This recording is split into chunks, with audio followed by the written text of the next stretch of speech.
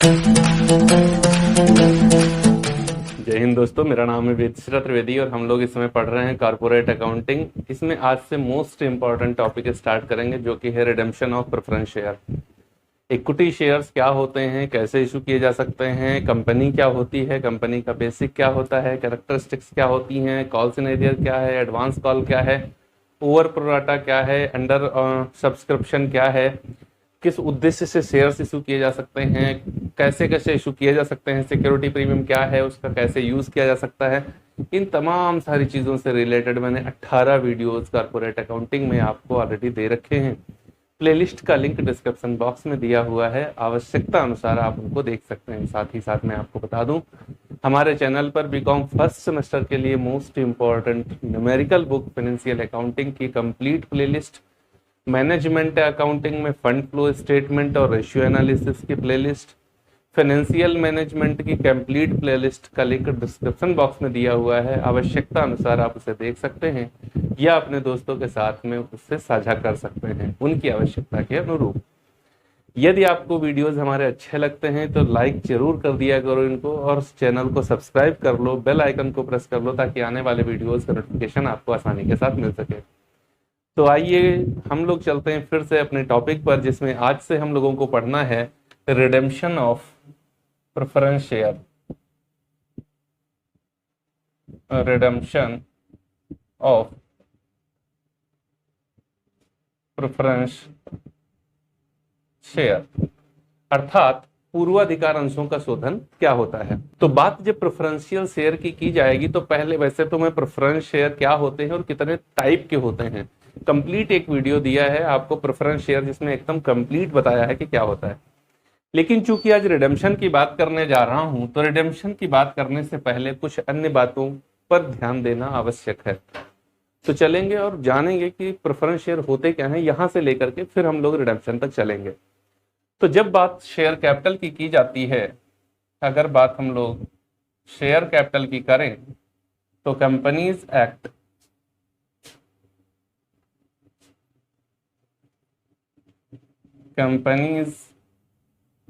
Act 2013 के section 43 में यह बताया गया है कि किसी भी कंपनी की जो शेयर कैपिटल है वो दो तरीके की हो सकती है।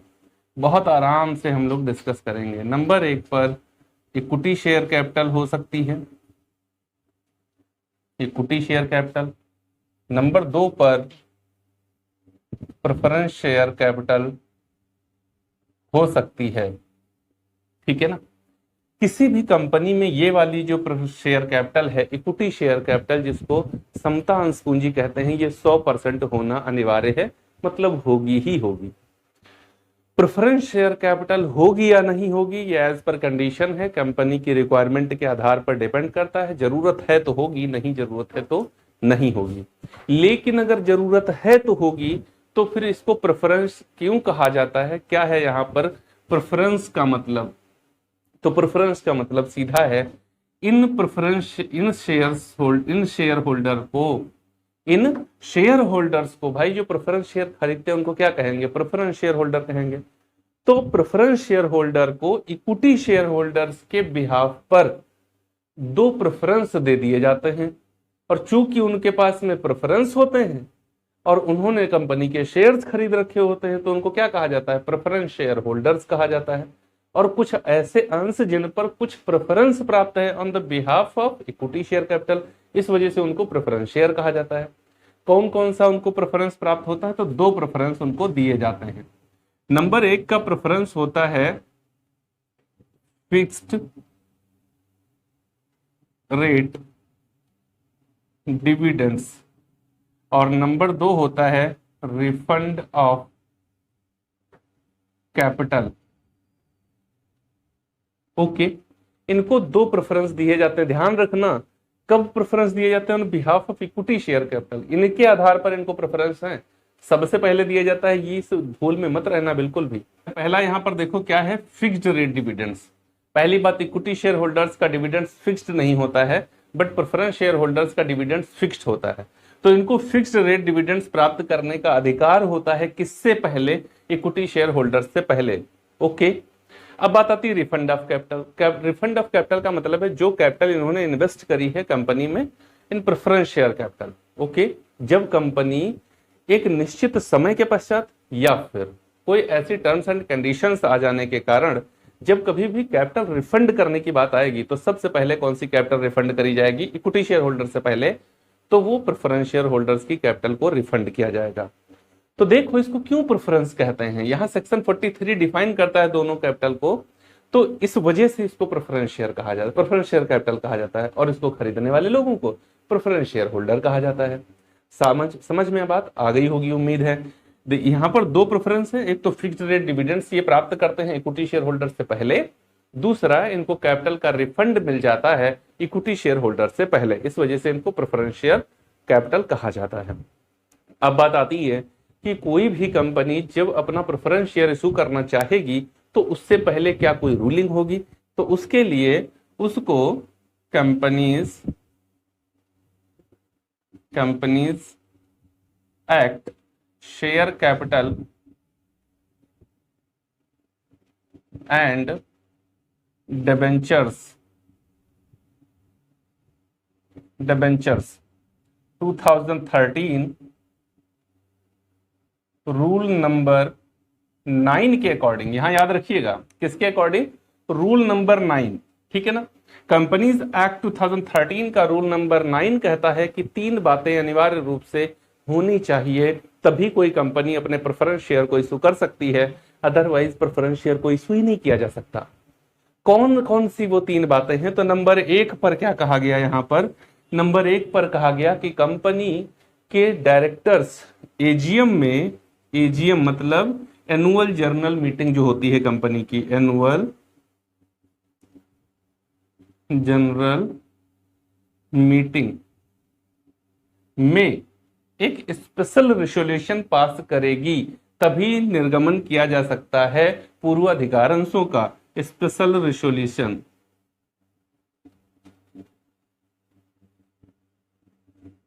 एक विशेष प्रस्ताव पारित करके ही निर्गमन किया जा सकता है किसका? प्रेफरेंस शेयर कैपिटल का निर्गमन किया जा सकता है, अदरवाइज नहीं किया जा सकता है।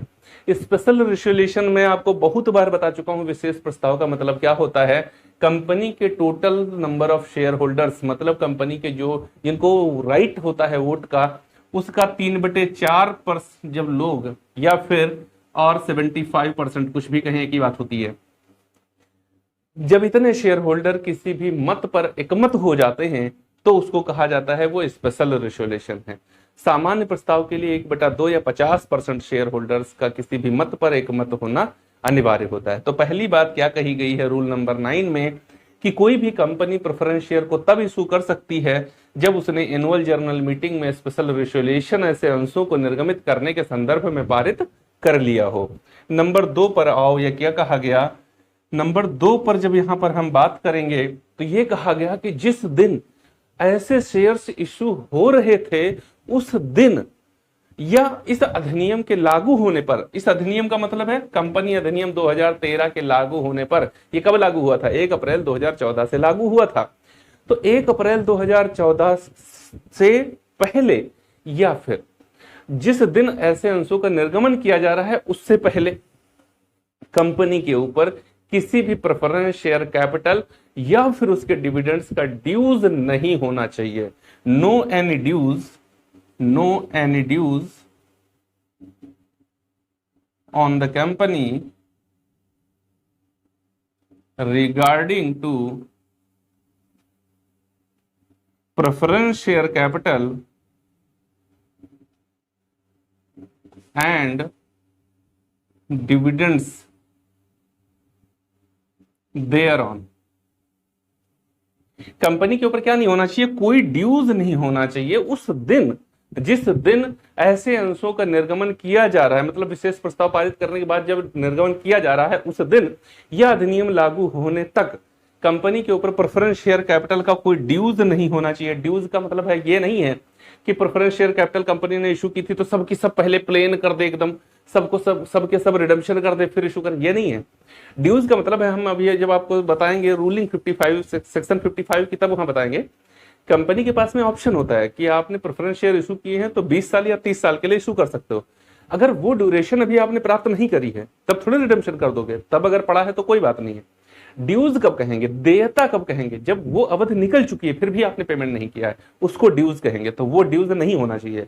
डिविडेंड्स का एरियर या फिर उसका ड्यूज नहीं होना चाहिए। प्रत्येक वर्ष आप डिविडेंड्स देते चले जा रहे हो अगर अपने प्रेफरेंस शेयर को, तभी आप नए प्रेफरेंस शेयर इशू कर सकते हो, अदरवाइज प्रेफरेंस शेयर को इशू नहीं कर सकते हो। तीसरी बात रूल नंबर 9 में क्या कही गई, रूल नंबर 9 में तीसरी बात कही गई कि जब विशेष प्रस्ताव पारित किया जाए, ये जो स्पेशल रेजोल्यूशन पारित किया जाए, इसमें किन किन बातों का उल्लेख किया जाए। तो कौन कौन सी बातों का उल्लेख यहां पर किया जाए। सबसे पहला उल्लेख यहां पर किया जाए right of vote, right of vote, मताधिकार का अधिकार। इनको मताधिकार का अधिकार होगा कि नहीं, ये दे सकेंगे कि नहीं। जैसे इक्विटी शेयर होल्डर्स कंपनी की सभी मीटिंग्स में पार्टिसिपेट करते हैं और अपनी वोट देते हैं, तो इस तरीके से प्रेफरेंस शेयर होल्डर्स को ये अधिकार होगा या फिर नहीं होगा कि वो कंपनी की मीटिंग्स में उनको राइट है कि नहीं वोट देने का, अपना मत प्रकट करने का, और अगर है तो कौन कौन सी मीटिंग्स में है और कौन कौन सी मीटिंग्स में नहीं है। दूसरी बात कहा गया कि फिर उनके रिडेम्पशन का टाइम क्या होगा। आखिर जो आप प्रेफरेंस शेयर इशू कर रहे हो उनको कितने समय के बाद में रिडेम्पशन करोगे। कंपनी को डिविडेंड्स आप किस बिहाफ पर दोगे, अर्थात इक्विटी शेयर होल्डर्स के आधार पर आप प्रेफरेंस शेयर होल्डर्स को कितना परसेंट का डिविडेंड्स देंगे। आपने कभी भी प्रेफरेंस शेयर कैपिटल ऐसे लिखी नहीं देखी होगी, प्रेफरेंस शेयर कैपिटल ऐसे नहीं लिखी होगी, इससे पहले एक रेट लिखी होती है। तो रूल नंबर 9 में कहा गया है कि ये रेट आप निर्धारित कर लीजिए कि कितने परसेंट का आप वहां पर डिविडेंड्स देंगे, ये पहले से निर्धारित होना चाहिए और स्पेशल रेजोल्यूशन में ये पता होना चाहिए। बताइए आप कितने परसेंट का हम डिविडेंड्स इनको देंगे। उसके बाद में आप ये भी बताइए कि जब हम प्रेफरेंस शेयर को डिविडेंड दे देंगे, उसके बाद इक्विटी शेयर होल्डर्स को डिविडेंड दे देंगे, देन मेरे पास फिर भी सरप्लस बचता है, तो क्या मेरे जो प्रेफरेंस शेयर होल्डर्स हैं वो रिमेनिंग पार्ट जो बचेगा हमारे पास सरप्लस का, उसमें पार्टिसिपेट करेंगे या नहीं, अर्थात वो पार्टिसिपेटिंग है या फिर नॉन पार्टिसिपेटिंग है, इस बात का भी उल्लेख कीजिए। अगर कंपनी समाप्त हो रही है तो किस आधार पर आप उनकी कैपिटल का रिफंड करोगे, यह भी उस प्रस्ताव में होना चाहिए। कंपनी के समापन पर अगर कोई प्रॉफिट होता है, अगर profit on dissolution of company, profit company के समापन पर प्रॉफिट होता है, तो उस प्रॉफिट में क्या प्रेफरेंस शेयर होल्डर्स को पार्टिसिपेट करने का राइट होगा या फिर नहीं होगा। इन कई सारी बातों का उल्लेख होना चाहिए, वो बताता है नियम रूल नंबर 9 का 3rd पॉइंट। तो ये 3 बातें हैं जो प्रेफरेंस शेयर्स को जब इशू किया जाता है तो उसके संदर्भ में इन बातों का उल्लेख करना अनिवार्य है। जब इन बातों का उल्लेख किया गया होगा तभी आगे आप प्रेफरेंस शेयर का इशू कर सकते हैं। तो ध्यान दीजिएगा, प्रेफरेंस शेयर कैपिटल, एक बार इसको रिमाइंड कर लेते हैं, प्रेफरेंस शेयर कैपिटल क्या होती है।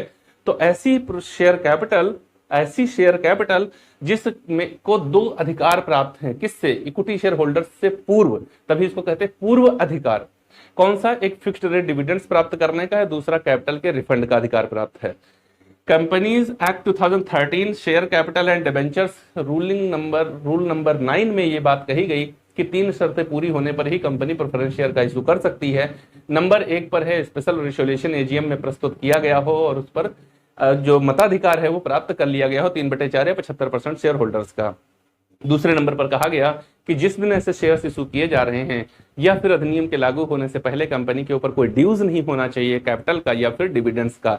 तीसरी बात कही गई है कि तमाम सारी बातें बताई गई हैं वहां पर कि उन बातों का उल्लेख उस स्पेशल रेजोल्यूशन में होना चाहिए, तभी आप प्रेफरेंस शेयर का इशू कर सकते हो, अदरवाइज प्रेफरेंस शेयर का इशू नहीं कर सकते हो। तो उम्मीद है कि प्रेफरेंस शेयर का इशू क्या होता है ये आपको बात क्लियर हो गई होगी। अब जब बात प्रेफरेंस शेयर के इशू पर आती है तो साथ ही साथ समझ लीजिए प्रेफरेंस शेयर का इशू आप या तो प्रीमियम पर कर सकते हो या एट पार कर सकते हो। डिस्काउंट पर इक्विटी और प्रेफरेंस दोनों ही शेयर का इशू नहीं किया जा सकता है। इवन इक्विटी शेयर तो स्वेट इक्विटी शेयर सेक्शन 54 इसकी अनुमति देता भी है कि आप इशू कर लो, लेकिन प्रेफरेंस शेयर तो डिस्काउंट पर इशू किए ही नहीं जा सकते। तो प्रेफरेंस शेयर कैसे इशू किया जा सकते हैं, ओनली ऑन प्रीमियम और पार वैल्यू। ओके, बात क्लियर हो गई है। जी हाँ सर, बात क्लियर हो गई है। तो यहां तक हमने जान लिया है कि इश्यू ऑफ शेयर्स क्या होते हैं, वो भी प्रेफरेंस वाले, मतलब पूर्वाधिकार अंशों का निर्गमन क्या होता है। अब बात करेंगे हम लोग रिडेम्पशन ऑफ प्रेफरेंस शेयर। तो देखेंगे रिडेम्पशन ऑफ प्रेफरेंस शेयर की जब बात करेंगे हम लोग, जो हमारी हेडिंग ऊपर पड़ी ही है रिडेम्पशन ऑफ प्रेफरेंस शेयर, तो यहां पर सबसे पहले आप बात वर्ड को समझो। रिडेम्पशन क्या होता है। रिडेम्पशन हिंदी में इसको कहते हैं शोधन। क्या कहते हैं, शोधन, है ना।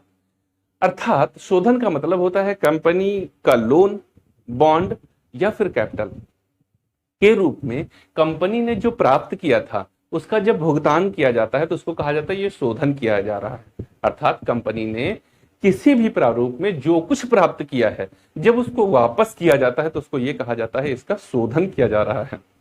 ओके, तो यही शोधन जब पूर्वाधिकार अंशों पर प्राप्त राशि का वापसी की जाती है, जब कंपनी ने जो प्रेफरेंस शेयर कैपिटल इशू करके फंड अराइज किया था उसको जब रिफंड किया जाता है अर्थात वापस किया जाता है प्रेफरेंस शेयर होल्डर्स को, तो उसको क्या कहेंगे? Redemption of preference share. क्या कहेंगे? Redemption of preference share. Redemption of preference share का सीधा सीधा मतलब है कंपनी ने प्रेफरेंस शेयर इशू करके जो फंड अराइज किया था एक निश्चित समय के बाद या फिर कोई विशेष घटना घट जाने पर जब उसको वापस किया जाता है उन्हीं शेयर होल्डर्स को जिनसे वो ली गई थी, तो उसको कहा जाता है ये रिडेम्पशन किया गया, ये भुगतान किया गया, ये चुकता कर दिया गया, ये पेड कर दिया गया, कुछ भी कह सकते हो। वैसे इसके लिए जो स्पेशल वर्ड है वो है रिडेम्पशन, अर्थात शोधन करना या भुगतान कर देना। बात क्लियर है?